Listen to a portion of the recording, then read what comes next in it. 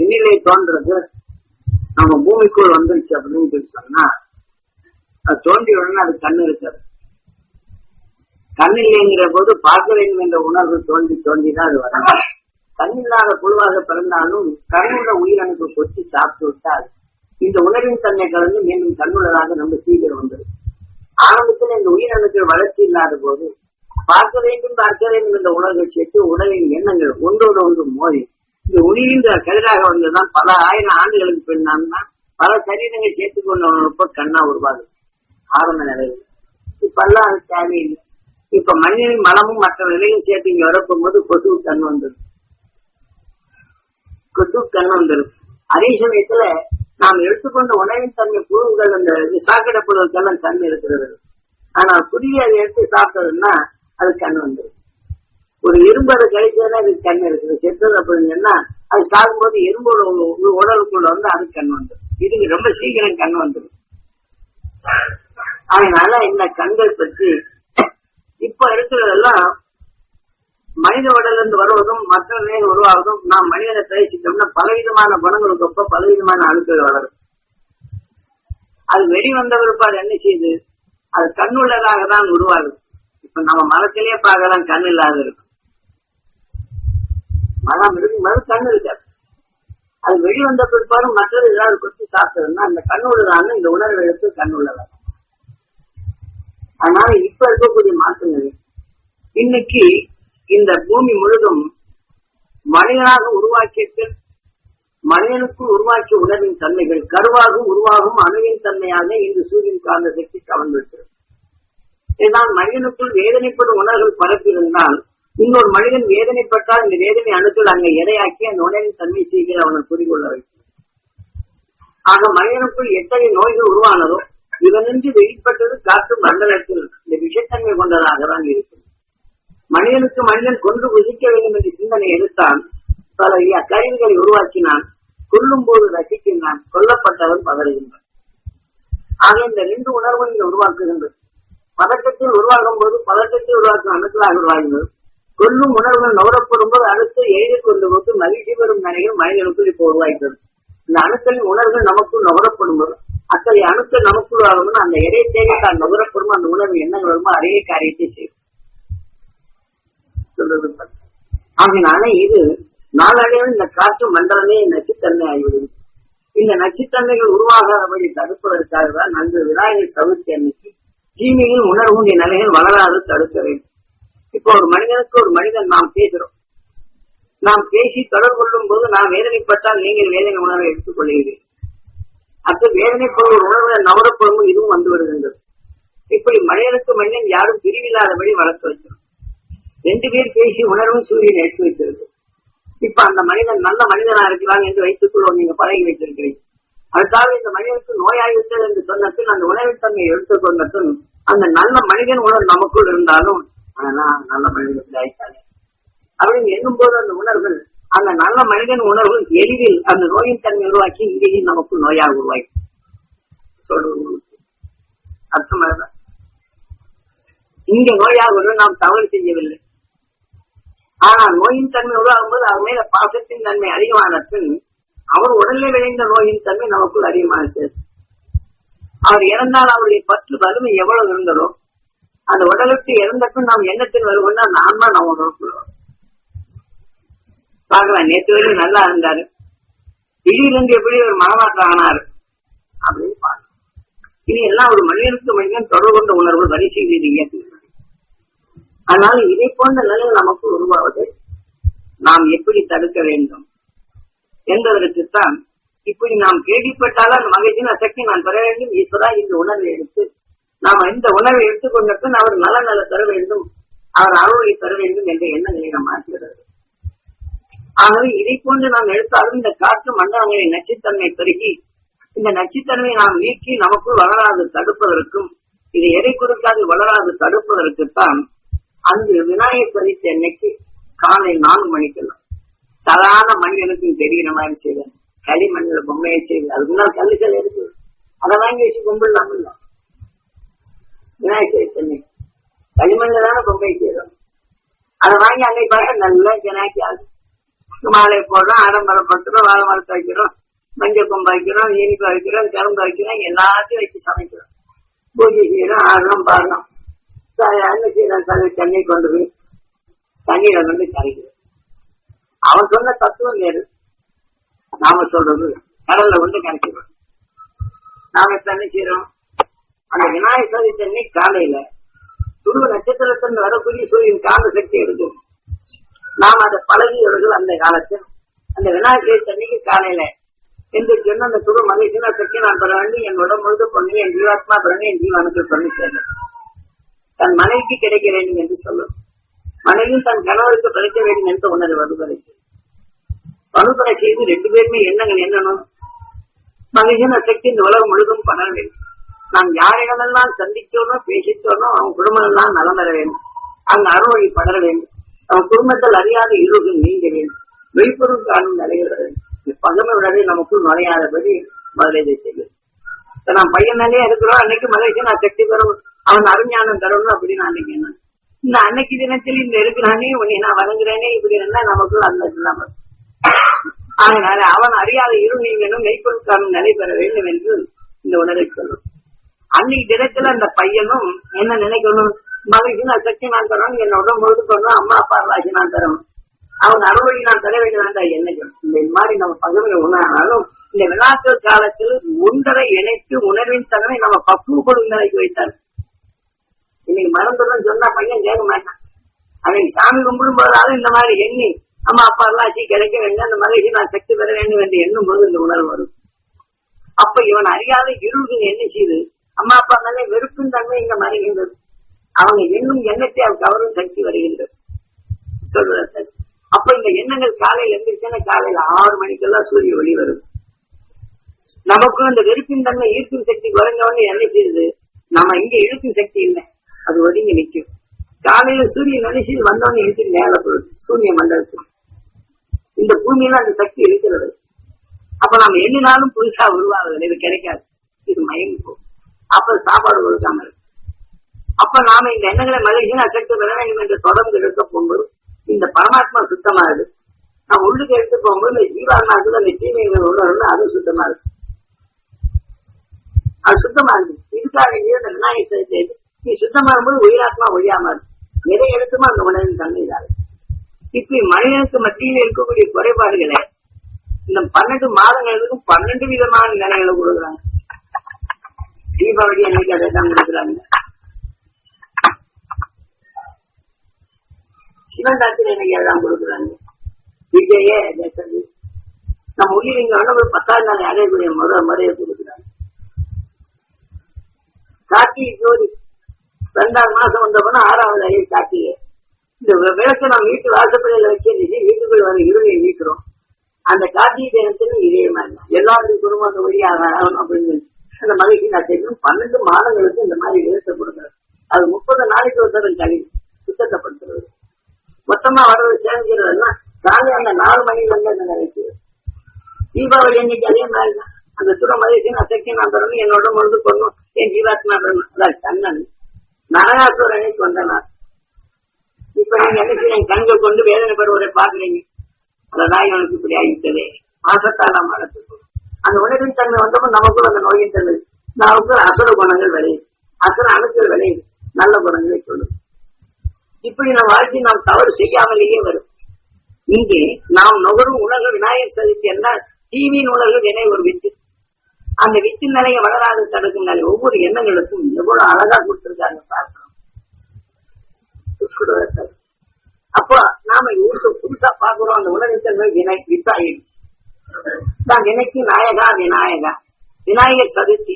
நாம அந்த வித்திற்கு நாம எப்படி கலை எழுதிட்டோம்னா அந்த நல்ல நிலை கிடைக்குதோ அந்த அருஞானத்தின் உணர்வின் தன்மை நான் பெற வேண்டும் என்று எண்ணும் போது இந்த வித்திருக்கு அந்த நேரத்துல கரைச்சு. அப்ப நான் உணர்வின் தன்மை எடுக்கும்போது காலையில இருந்து சூரியன் எடுத்து அது சூரிய மண்டலத்துக்கு போகுது. அப்புறம் கடல் அலைகள்ல கொஞ்சம் கொஞ்சமா அதை இழுத்தணிச்சு அங்க கரைச்சு அதை எடுத்துக்கணும். அதாவது முக்காவாசி வீண் நிலை இருக்கிறப்ப தான் காவாசி தான் நாம எடுக்கிறோம். இது பரப்பியப்ப நான் அலைகள் அங்க எடுத்து அணிச்சு அதை எடுத்து வச்சு. தீபாவளி அன்னைக்கு இதேதான் கண்ணன் நரகாசுரனை கொண்டான் அப்படின்னு அந்த கண்கள் அந்த துரு மகிழ்ச்சியும் அசக்தி நான் பெற வேண்டும், ஈஸ்வரா என் உடல் முழுதும் படணும் என் ஜீவத்னா பெறணும் பலமுறை செய்துவிட்டு இது கணவன் மனைவி 2 பேரும் இந்த உணரை வளர்த்துக் கொண்டது.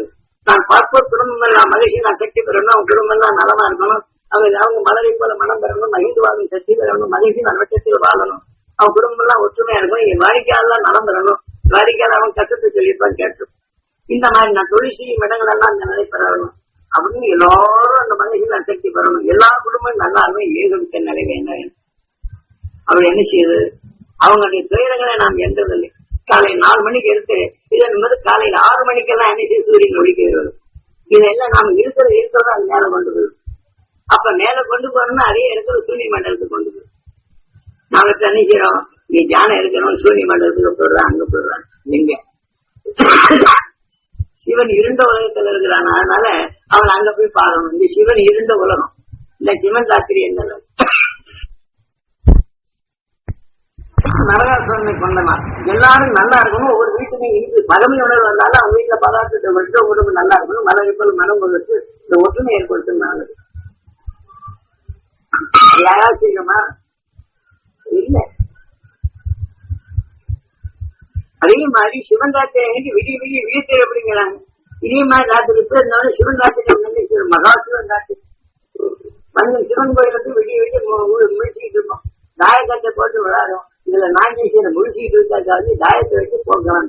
இதுல போட்டு நாஞ்சீசன் நீஜீசன் இந்திய படமே இதெல்லாம் நாட்டத்தை செலுத்துக்கணுமே தவிர சிவன் ராத்திரி அன்னைக்கு விடி விடி விழித்திருக்கணும். அப்படின்னா விடி விடி சும்மா விழிச்சிருக்கணும். நாம் மகிழ்ச்சினா சத்தியம் நான் தரணும், நாம் யாரிடமெல்லாம் பழகணும், அந்த குடும்பம் எல்லாம் நல்லா இருக்கணும், அவங்க தொழில் வளர்ந்து இருக்கணும், நாம் பார்ப்போர் குடும்பம் எல்லாம் நலமா இருக்கணும் அப்படின்னு சொல்லி போட்டு நம்ம எல்லாரும் நல்லா இருக்கணும். என்ன தீமைகளை நமக்குள்ள இந்த பகமை எண்ணங்கள் வராதபடி விழிச்சிருக்கணும். நம்ம உடனே பகமையான எண்ணங்கள் தோற்று எனக்கு பிடிச்சிதான் அவளுக்கு இப்படி உருப்படியான குணம் கெட்டு போகணும்னு நம்ம சொல்லணும். அந்த உணர்வு நமக்கு புகாதபடி அந்த தீமை வேலைக்கு அனைத்து சாப்பாடு கொடுத்து அது பண்ணணும். அதனால அவங்க குடும்பம் நல்லா இருக்கணும் அப்படின்னு இந்த பகமை உணர்வு விடிய நாம் முடிச்சுக்கிட்டு இருக்கோம். இப்போ இந்த துரு நட்சத்திரத்துல இருந்து 4 மணிக்குள்ள இதை எண்ணிட்டு வந்த ஒரு பாடு எல்லாரும் வீட்டுல என்ன செய்யணும், நீங்க பகமை ஆச்சு இல்ல அவங்க குடும்பத்தெல்லாம் மகிழ்ச்சியா வச்சு நீங்க பண்ணி நீங்க நல்லா இருக்கணும். அப்படின்னு சொல்லிட்டு அவங்க நம்ம வீட்டுக்கு வருது, நம்ம அவங்களுக்கு இந்த பகமையை உடனே மறந்து. ஏன்னா மனிதனுக்குள் விளையிட்டு அந்த நெருப்பு உணர்வுகள் அவங்க எண்ணும் போது இதை சூரியன் எடுத்து வச்சிருக்கு. அப்ப நமக்குள்ள அணுவாயிட்டா நம்ம சும்மா இருந்தாலும் போறோம். அந்த உணர்ச்சியை தோன்றி உயிர் எண்ணிச்சு திருமொழிக்கு உயிர் எண்ணிச்சு அதை எடுத்து நமக்குள்ள அந்த உணர்வு நுகரச்சு உயிரிழப்பட்டவங்க அந்த எண்ணம் வரும். அவன் சும்மா விடுறதா தன் அறியாத வந்தாச்சுன்னா அந்த அணு நமக்குள்ள எடுத்துரும். இது எடுத்தவன் நினைச்சு நம்ம உடல் உறுப்புகளை கெடுக்கும். நாம நினைக்கிறோம் அவன் உழுவதான்னு. இது இந்த உணர்வு நினைச்சு நீ இருந்தாம் பாரு நல்ல பொண்ணுங்களை இங்க கொள்ளும். இது மாற்றம் தான் இன்னைக்கு சிவன் ராத்திரி நினைக்கிறோம். 12 மாதங்கள் மாதத்தில் ஒரு சிவன் இறந்த விநாயகர் சதுர்த்தி மாதத்தில் ஒரு சிவன் பிறந்த நாள் வைக்கிறார். இதெல்லாம் உங்க சாஸ்திரங்களை எழுதி இந்த சாஸ்திரத்தை யார் சொல்லி கொடுத்தாங்க? நீ யாரை செஞ்சு வேலையை வச்சு பாலத்தை போட்டு விடுறாங்க. நீங்க யாரை செஞ்சு பாருங்க. அதே மாதிரி எதை ஒவ்வொன்றும் நமக்கு தெளிவாக கூறப்பட்டுள்ளது. இந்த 12 மாதங்களில் நாம் என்ன செய்யணும்? நாம் உயிர் அனுப்பப்பாடு 10வது நிலை அடையக்கூடிய நிலை காட்டார். நாம் எல்லாரும் பண்புடன் வளர வேண்டும் என்று நம்ம வீட்டுல கூறு வைத்து நம்ம இதெல்லாம் கூறுவா இருந்தோம், வீடு இருந்தது கூடுவானோம், இது மாதிரி வந்தோம். வரிசை வச்சு பொம்மை இழைக்கிறது. இந்த 3 அடியை அந்த மாதிரி தான் செஞ்சு வரணும் அப்படின்னு. இதுலதான் ஏன்னா நாம் எண்ணங்கள் சூரியன் எடுத்து வச்சிருக்கோம். இந்த அலைகளாக பாருங்க. இப்ப செடி கொடிகள் இருக்கக்கூடிய சத்தை எடுத்து வச்சிருக்கு. அதுல விளைஞ்ச வித்த நிலத்துல ஊன்னா அந்த நிலத்தின் தண்ணி கொண்டு அந்த சத்தை எடுத்து தண்ணிச்சா வளரும். தண்ணி அது வீரப்பச்சு எல்லாம் போகும். இதே மாதிரி நம்ம உடலுக்குள்ள எல்லா சக்தியும் இருக்குது.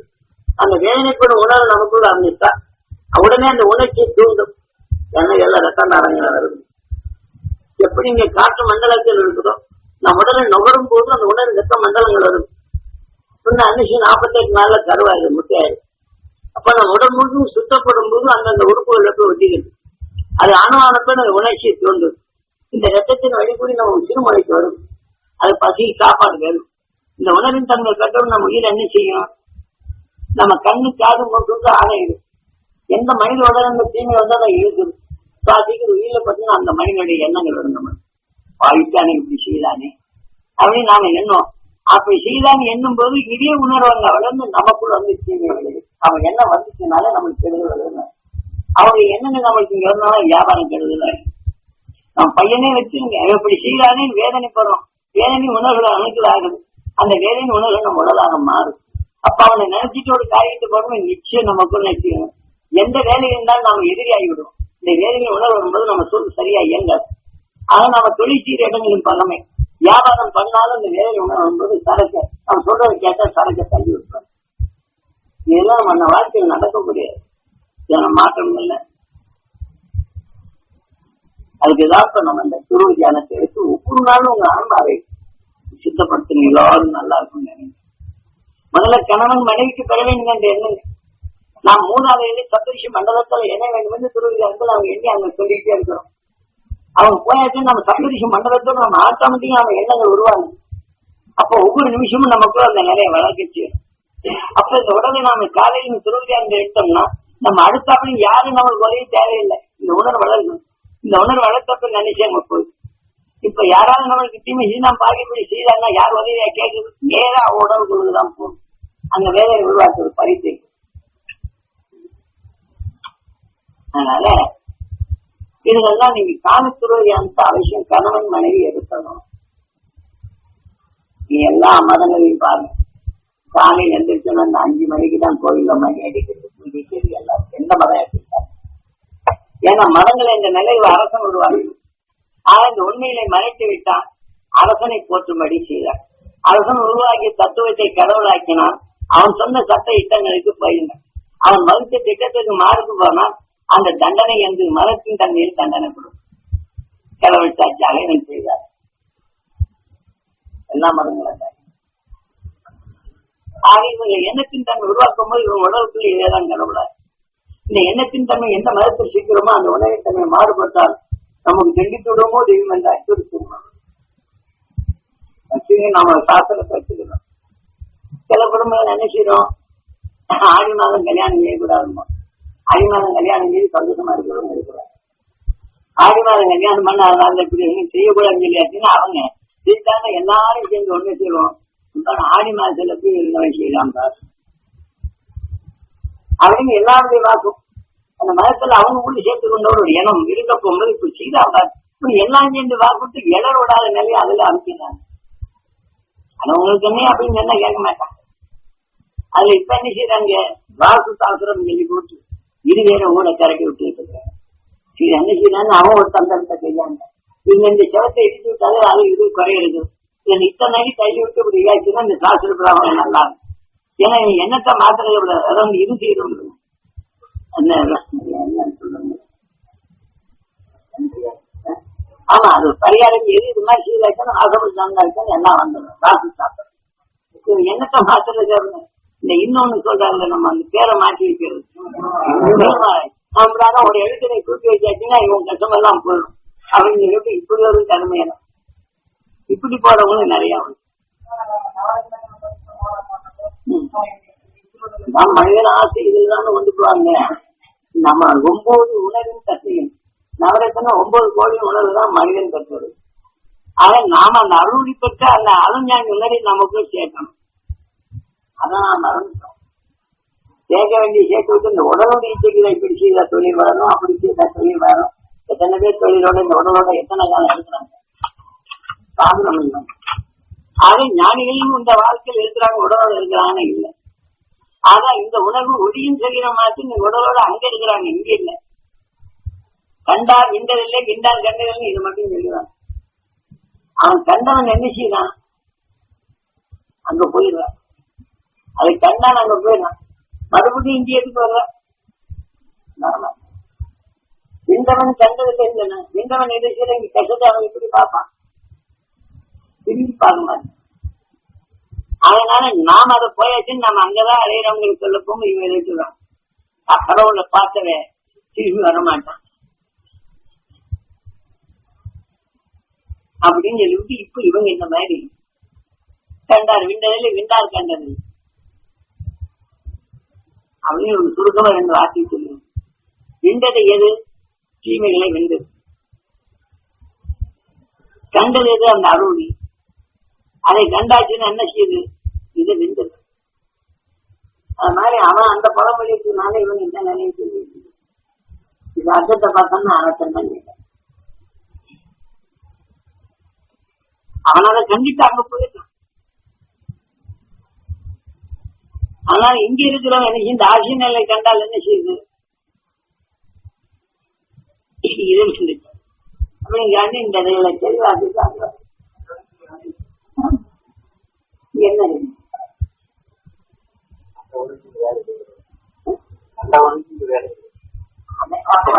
அங்க போயிருக்கானுங்க.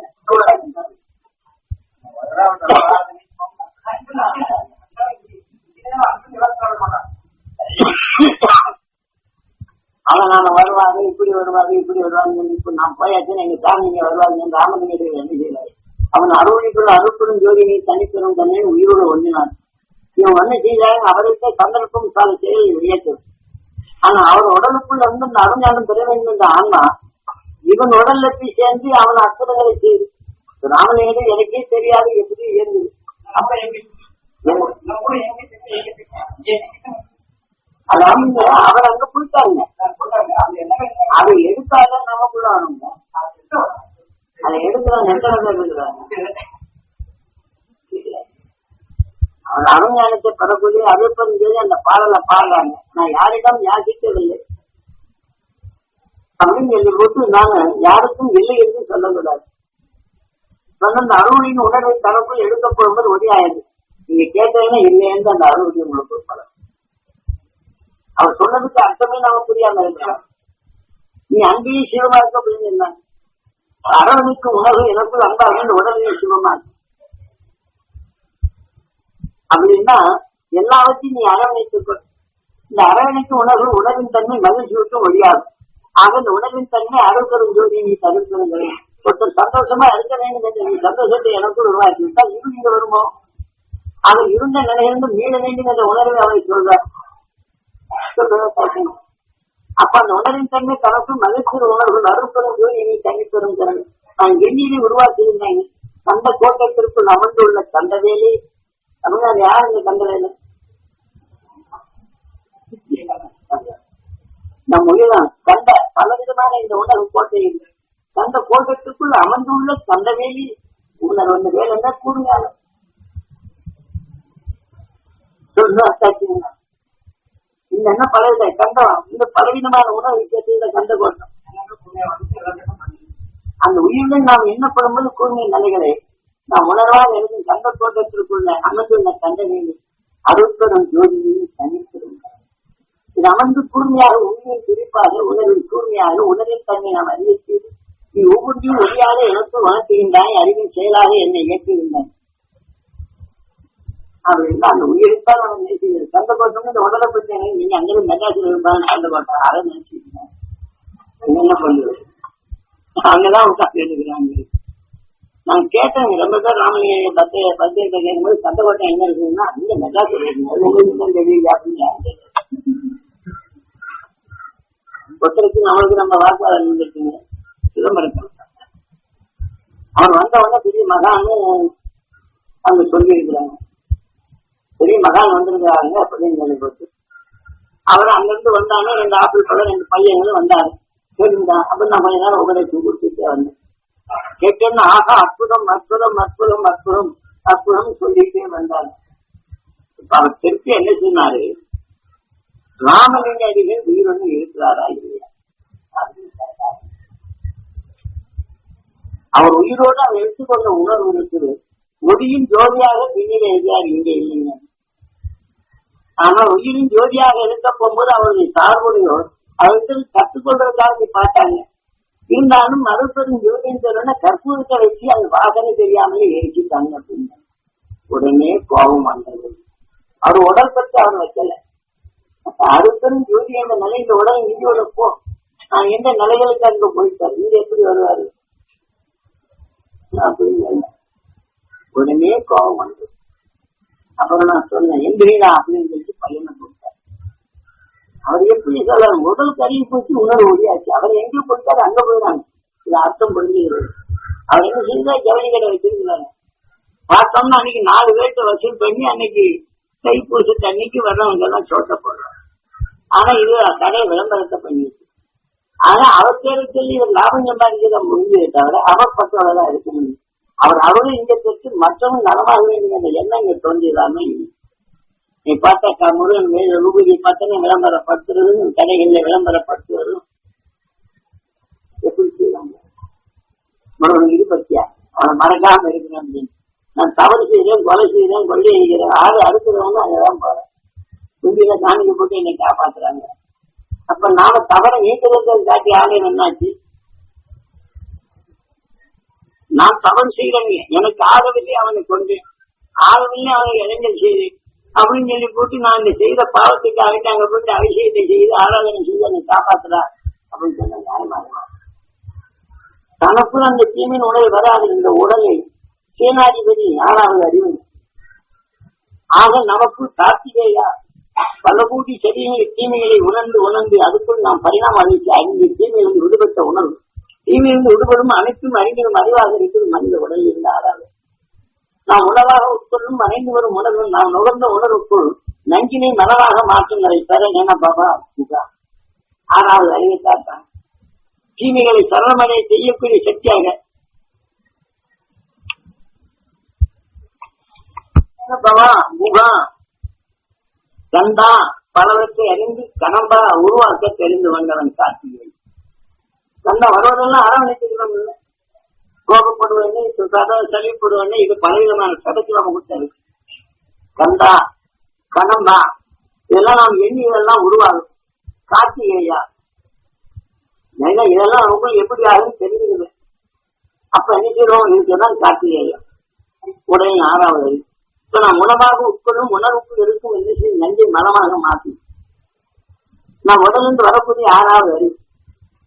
தீமைகளை வெண்ணும் சக்தியான 6வது அறிவு கார்த்திகேயா சேனாதிபதி. அப்படின்னு 4வது அறிவுக்கு ஒரு தீமை செய்யறாங்க மீண்டும் நிலையை கொண்டது.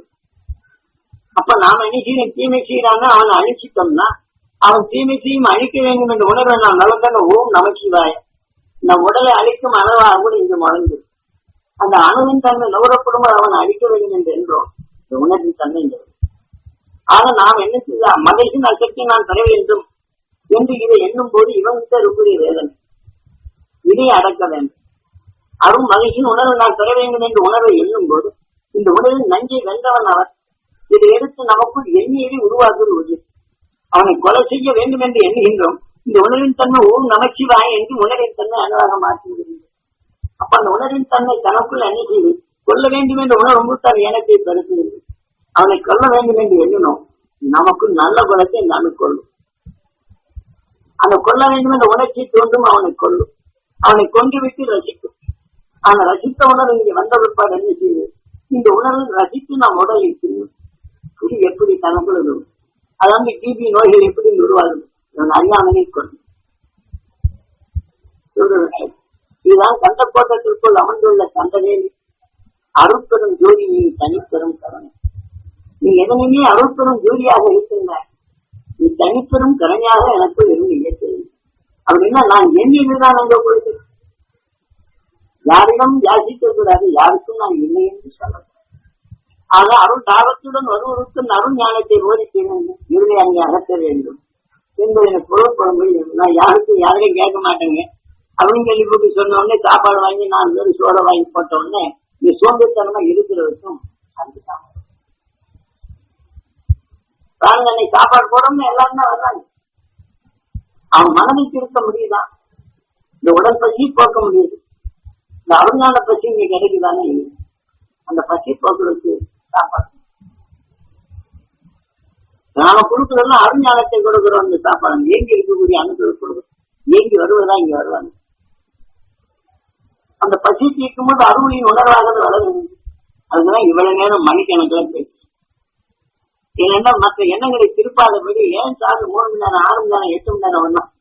இதுல பார்த்தா ஒரு 12 மணி நேரம் 10 மணி நேரம் நம்ம பேசுவோம். அப்படியே இவங்க என்ன செய்யணும்னா இவங்க உணர்வுன்னா ஒடுங்க செய்யுங்க. என்ன எங்க இருந்தாலும் அந்த சொற்கலத்துல இருக்கிறாங்க. ஏன்னா இந்த உணர்வை மறக்க செய்துதான் அந்த பேசுறது. எனக்கும் நடுவு வளருது, இந்த உடல் ஒளி அவர்கள் கேட்கப்படும் போது அந்த அருளானந்தம் நிச்சயம் கிடைக்கும். மற்ற தீமையிலிருந்து அவர் விடுபடுவார்.